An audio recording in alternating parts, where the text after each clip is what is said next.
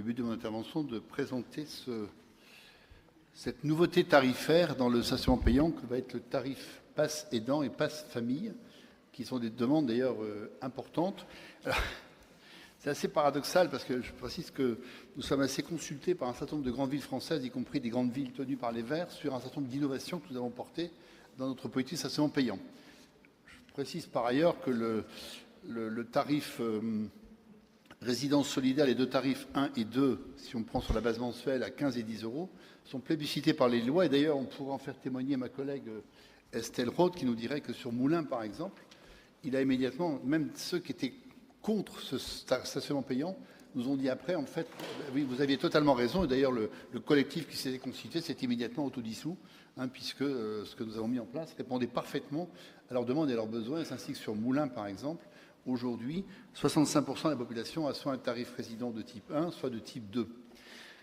Le tarif à 1 euro, ça ne couvre même pas les frais de souscription du stationnement. C'est-à-dire que le coût de l'eurodateur n'est même pas couvert par ce tarif à 1 euro. Et je précise que par ailleurs, vous le savez, aujourd'hui, un bon nombre de Lillois font le choix de ne pas avoir de véhicule, par choix, certains par nécessité, mais d'autres par choix.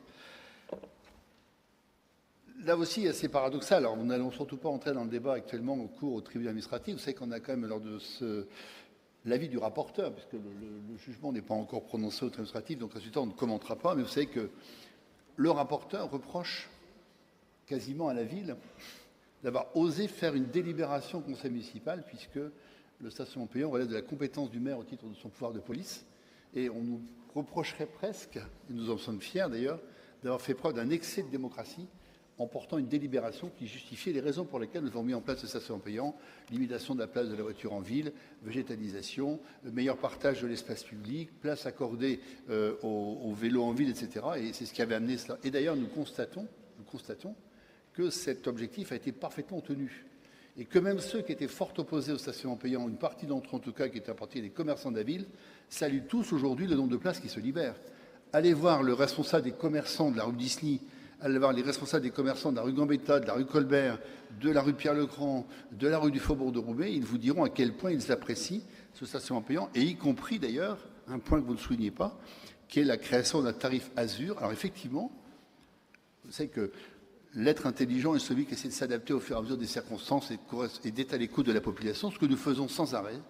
Je ne peux pas vous dire que je rencontre toutes les semaines le directeur du service du stationnement de la ville. Nous adaptons effectivement, par exemple, la zone Azur, nous l'avons portée de 30 minutes à 1 heure, à la plus grande satisfaction des commerçants des halles de Oisem qui m'ont dit, bah oui, 1 heure c'est bien, c'est le temps que mettent les gens qui viennent faire des cours chez nous lorsqu'ils viennent de loin. Vous voyez qu'on tient compte de cela.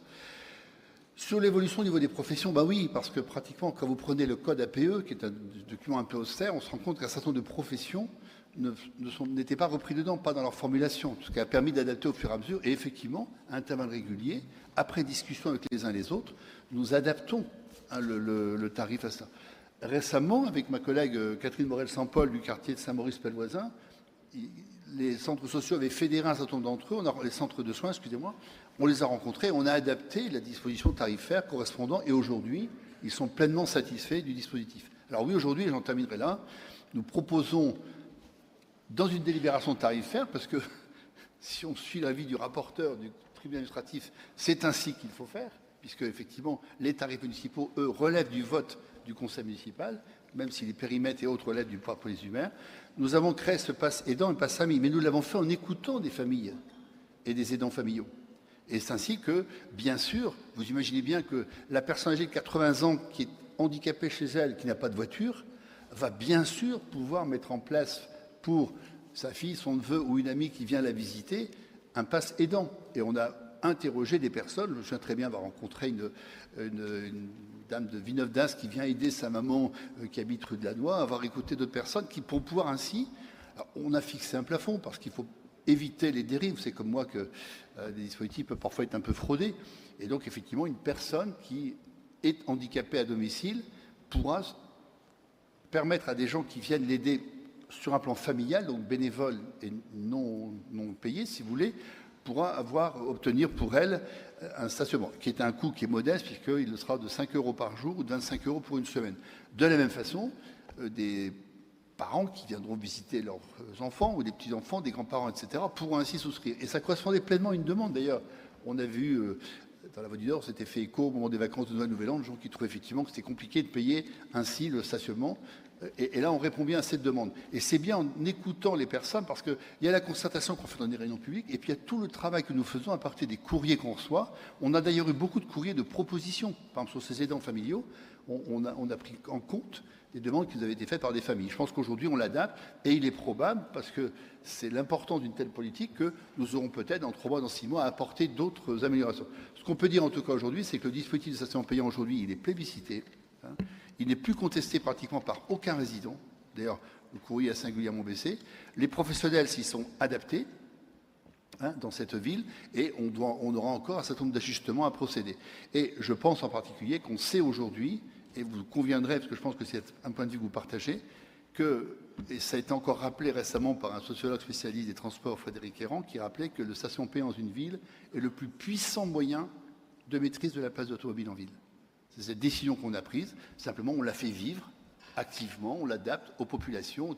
Et on est très heureux ce soir de vous demander de voter, encore une fois, cette disposition qui permettra à des aidants familiaux de pouvoir venir aider leurs parents ou âgés ou handicapés à pouvoir stationner tranquillement dans la rue à un tarif très très abordable. Et de la même façon, à des grands-parents ou au contraire à des enfants de pouvoir venir se visiter à raison de pas plus de 5 personnes par an, ce qui me paraît déjà largement suffisant, et avec des modalités assez simples. Mais par contre, c'est bien sûr la personne à son domicile qui permettra cette souscription et qui nous permettra, à partir de son adresse, et bien sûr pour un stationnement qui sera dans le périmètre résident auquel elle habite. Voilà. Je pense que c'est une mesure, au contraire, d'efficacité, de justice et de commodité qui est extrêmement pragmatique.